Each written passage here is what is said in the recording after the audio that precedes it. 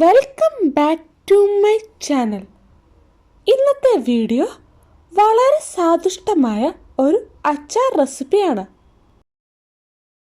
ഇന്ന് തയ്യാറാക്കാൻ പോകുന്നത് ഗ്രീൻ ആപ്പിൾ ക്യാരറ്റ് അച്ചാറാണ്.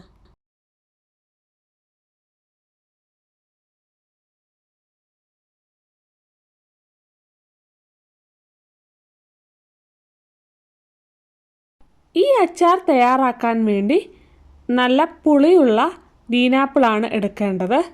ഗ്രീൻ ആപ്പിൾ, ക്യാരറ്റ്, വെളുത്തുള്ളി, ഇഞ്ചി എന്നിവയാണ് ആവശ്യമായ സാധനങ്ങൾ. ക്യാരറ്റും ആപ്പിളും വാഷ് ചെയ്ത് ക്യാരറ്റ് പീൽ ചെയ്ത് വീഡിയോയിൽ കാണുന്ന പോലെ നീളത്തിൽ അരിഞ്ഞെടുക്കാം. 2 ക്യാരറ്റാണ് ഞാൻ അച്ചാർ തയ്യാറാക്കാൻ വേണ്ടി എടുത്തിരിക്കുന്നത്. 2 ക്യാരറ്റും 2 ആപ്പിളുമാണ്. ഈ കാണുന്ന പോലെ നീളത്തിൽ ആണ് അരിഞ്ഞെടുത്തിരിക്കുന്നത്. ആപ്പിളും അതേ സൈസിൽ തന്നെയാണ് അരിഞ്ഞെടുക്കുന്നത്. വട്ടത്തിൽ അരിഞ്ഞതിന് ശേഷം നീളത്തിൽ അരിയുകയാണെങ്കിൽ കറക്റ്റ് ക്യാരറ്റിൻ്റെ അതേ സൈസിൽ തന്നെ ആപ്പിളും അരിഞ്ഞെടുക്കാൻ സാധിക്കും.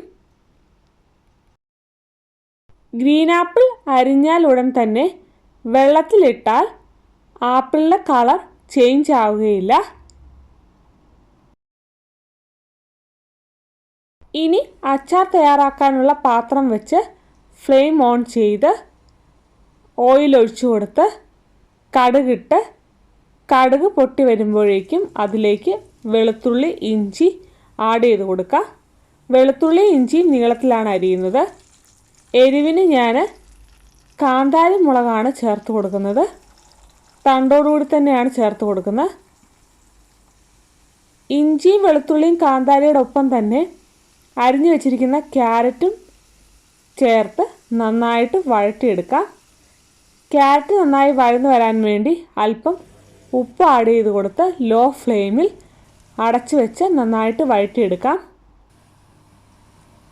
ക്യാരറ്റ് നന്നായി വഴന്നു വരുമ്പോൾ അതിലേക്ക് അല്പം ഉലുവാപ്പൊടി, കായപ്പൊടി, മഞ്ഞൾപ്പൊടി എന്നിവ ചേർത്ത് കൊടുത്ത് നന്നായിട്ട് വഴറ്റിയെടുക്കാം. കാന്താരിക്ക് പകരം പച്ചമുളക് ചേർക്കാവുന്നതാണ്. മുളക് പൊടി ചേർത്തല്ല ഈ അച്ചാർ തയ്യാറാക്കുന്നത്.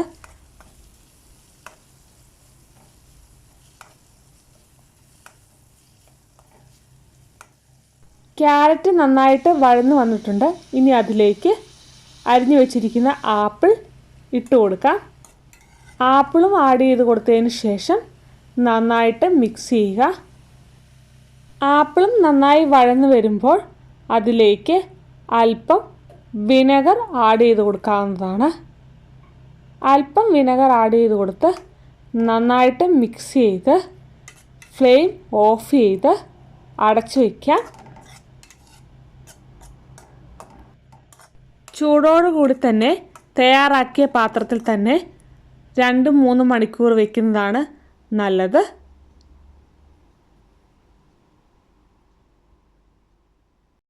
വിനെഗർ ആഡ് ചെയ്യുന്നത് ഓപ്ഷണലാണ്.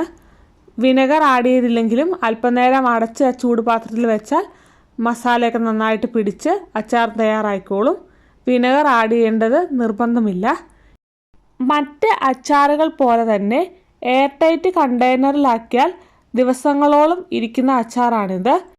ഇതുവരെ ഈ അച്ചാർ കഴിച്ചിട്ടില്ലാത്തവർ ഈ റെസിപ്പി ട്രൈ ചെയ്ത് നോക്കുക. വീഡിയോ ഇഷ്ടമായാൽ ലൈക്ക് ചെയ്യാനും ഷെയർ ചെയ്യാനും കമൻറ്റ് ചെയ്യാനും സബ്സ്ക്രൈബ് ചെയ്യാനും മറക്കരുത്.